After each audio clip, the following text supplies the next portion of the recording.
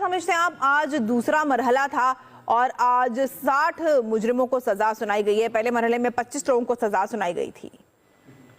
जी हाँ, देखिए वो उसी जो मिलिट्री कोर्ट्स में ट्राई हो रही थी चीजें, उन्हीं का ये शाखाना है और वो आगे बढ़ी हैं।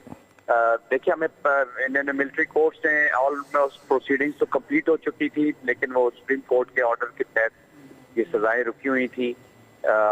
जस्टिस जो है वो डिस्पेंस हुआ है और मैं कहता हूँ कि देखिए पाकिस्तान को अगर हमने आगे लेके जाना है तो हमें इसको अभी लॉफेयर के नीचे चलाना होगा।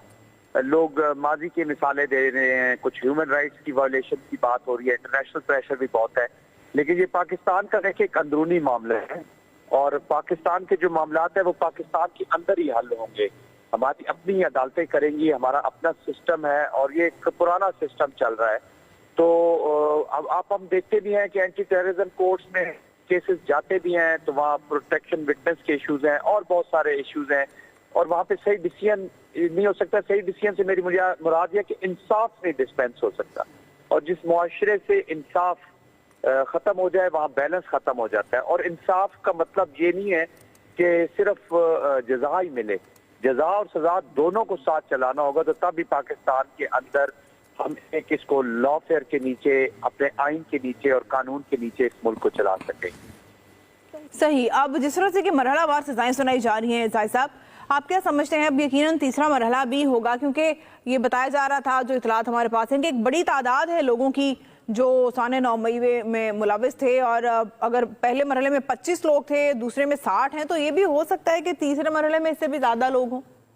जी देखिए, जो भी मैं इर्रिस्पेक्टिव के कौन से मरहले में है, कहाँ पर ये चीजें पहुंची हैं, मैं बस ये Pakistani I would like to see कि जस्टिस होता हुआ नजर आ जाए। ये देखिए, जब पाकिस्तान की बुनियाद पे ये हमला था, this was not an ordinary, unfortunately this was a very serious day in Pakistan history. तो इसको इग्नोर नहीं करना चाहिए। आप आज इग्नोर करेंगे, कल कोई और जत्था लेके आ जाएगा। पाकिस्तान आपको पता ही है इस वक्त प्रॉक्सी वॉर का शिकार हुआ है। पाकिस्तान इस वक्त स्टेट स्पॉन्सर टेररिज्म का विक्टिम है जो इंडिया की तरफ से हो रहा है। अफगानिस्तान के आप हालात देख रहे हैं, अभी कल परसों ही एंगेजमेंट्स हुई है वहाँ पे।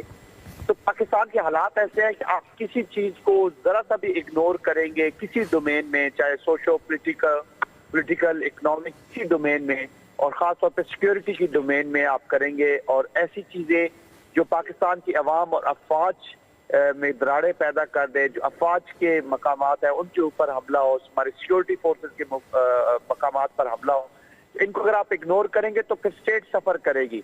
ये किसी इंडिविजुअल का एजेंडा नहीं है या ये किसी इंडिविजुअल की जीत नहीं होगी, ये पाकिस्तान की जीत है और इसी को उसी प्रिज्म से देखना चाहिए कि आया इन सजाओं के बाद पाकिस्तान तरक्की कर रहा है, स्ट्रांग हो रहा है कि नहीं हो रहा।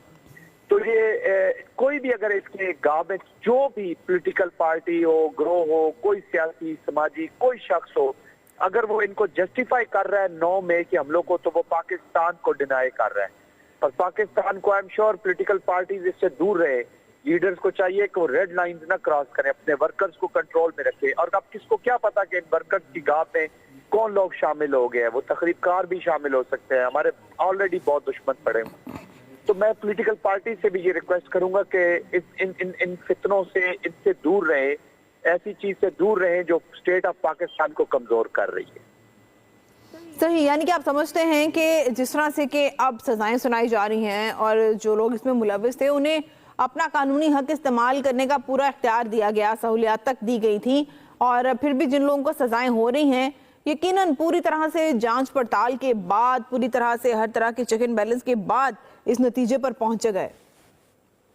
मिलिट्री कोर्ट्स की चीजों की ये तमाम विटनेसेस, तमाम शवाहिद इकट्ठे करने के बाद होती है, लेकिन स्टिल ये प्रोसेस का पहला हिस्सा है। अभी फील्ड इन कोर्ट मार्शल्स हुए हैं, इनके बीच में इनको सजाएं हुए हैं, अभी ये बोर्ड ऑफ अपील में जाएंगे, वहां पर अपनी सजाओं के खिलाफ अपीलें करेंगे। चीफ ऑफ आर्मी स्टाफ भी इनको पार्डन कर सकते हैं और उसके बाद हाई कोर्ट और सुप्रीम कोर्ट इस प्रोसीजर को देखेगा कि आया सही प्रोसीजर अडॉप्ट हुआ है कि नहीं हुआ, विटनेसेस जो आई हैं, चीजें जो आई हैं वो सही उसमें शामिल की गई है कि नहीं।